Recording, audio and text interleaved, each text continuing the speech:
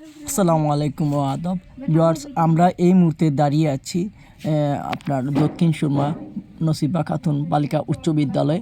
এইখানে একটি বিদ্যালয়ের পুরো সমস্ত ভবনটাই আপনার প্রায় একতলা ভবন পানির তলে তলিয়ে আছে।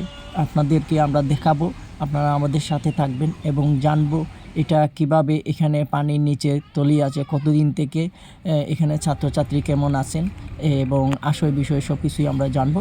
দেখতে দেখুন ABI TV 24 day YouTube channel.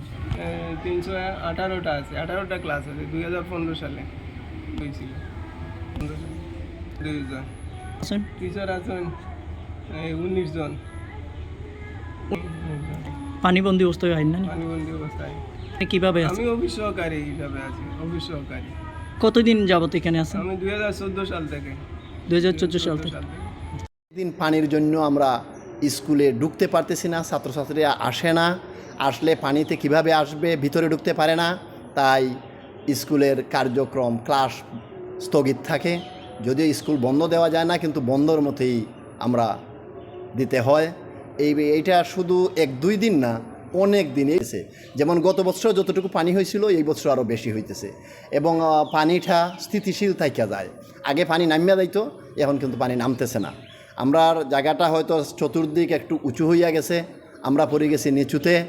এতে আমাদের ক্লাস 2-3 মাস, এর মধ্যে 2-3 মাসে আমরা বেশি সাফার করি এবং ম্যাক্সিমাম দিনগুলোতেই মানে ক্লাস স্থগিত থাকে, ক্লাস নেওয়া যায় না, একমাত্র পানির জন্য। পানিটা হচ্ছে গিয়া বড় ধরনের আমাদের সমস্যা। বৃষ্টি হইলেই আমরা তলিয়ে যাই। যে জায়গা যেমন গত 2-3 দিন আগে যখন 26 তারিখ স্কুল খুলবে, এর 2 দিন আগ থেকে আমি চিন্তা করতেছি কিভাবে স্কুলে ঢুকবো। আমাদের দোতলা থেকে ক্লাসের ব্যবস্থা করা যায় 2-3 তলায়, কিন্তু নিচে তো ঢোকা সম্ভব হয় না। এই জন্য সিটির পরামর্শ নিলাম। সিটি থেকে তারা লোক আইসা কিছু বালির বস্তা দিছে। বালির বস্তা দেওয়ার কারণে এই গত 2 দিন আমরা মোটামুটি ক্লাস নিতে পারছি, কিন্তু অনেক ছাত্রছাত্রীরা এখনও মনে করতেছে যে পানিতে তলিয়ে আছে, ওরা আসতেছে না। ক্লাসে উপস্থিতি খুবই কম, একবারে কম। এই জন্য আমাদের পানিটা যদি নিষ্কাশনের কোনো ব্যবস্থা না করা যায়, তে আমরা স্কুলের পড়ালেখার অনেক অসুবিধা হচ্ছে, পড়ালেখা ব্যাহত হচ্ছে। আমরা চাই পানি থেকে যেন আমরা মুক্তি পাই। কিভাবে পানি নিষ্কাশন করা যায় এই ব্যবস্থাটা করার জন্য আমরা সিটি কর্পোরেশনে বারবার আমরা গেছি। যেমন প্রাক্তন মেয়র বদরুদ্দিন আহমদ কামরান থেকে লাগিয়ে আরিফুল হক চৌধুরী সহ বর্তমান মেয়র আনোয়ারুজ্জামান সাহেবের সাথেও আমরা গত কিছুদিন আগে ওনাকে এখানে একটা অনুষ্ঠানে নিয়ে আসছিলাম।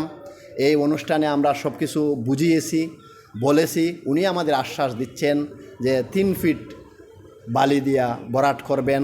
হয়তো এই রেইন সিজনে পারতেছেন না, কয়েকদিন পরে একটু শুকনা মৌসুমে তিনি এই কাজটা করে দিবেন বলে আমাদের আশ্বাস দিচ্ছেন। আশা করি আমরা এই আশ্বাস আমরা বিশ্বাস করছি, আমরা আশা করি পরিত্রাণ পাবো পানি থেকে। এই বলে আমার কথা এখানে শেষ করছি।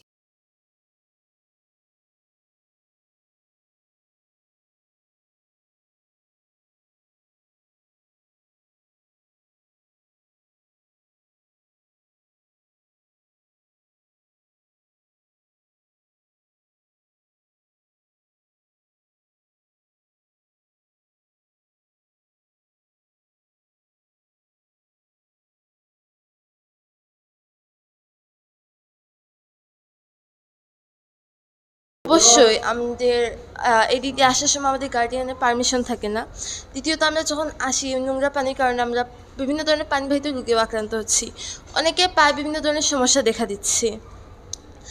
আর আমাদের তো কালকে থেকে সামষ্টিক মূল্যায়নও শুরু হয়ে যাবে। এই পর্যায়ে যে দেখা যাচ্ছে অনেকে স্কুলে আসতে চাচ্ছে না এই পানির কারণে।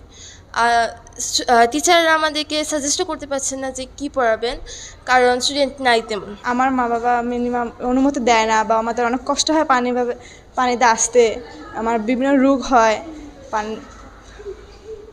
আম্মু বারণ করে স্কুলে না যেতে, কেননা আমাদের তো আসতে হয় পরীক্ষা, যেহেতু কিছুই আমরা বুঝতে পারছি না, নতুন ধারাবাহিক আমাদের চলতেছে, তাই জন্য আসতে হয়। আমাদের এই সমস্যাটা যত তাড়াতাড়ি সম্ভব একটু যেন সমাধান হয়, এইটাই চাচ্ছি আমরা সবাই। সমস্যা তো হয়, পায়ে অনেক ধরনের সমস্যা হয়।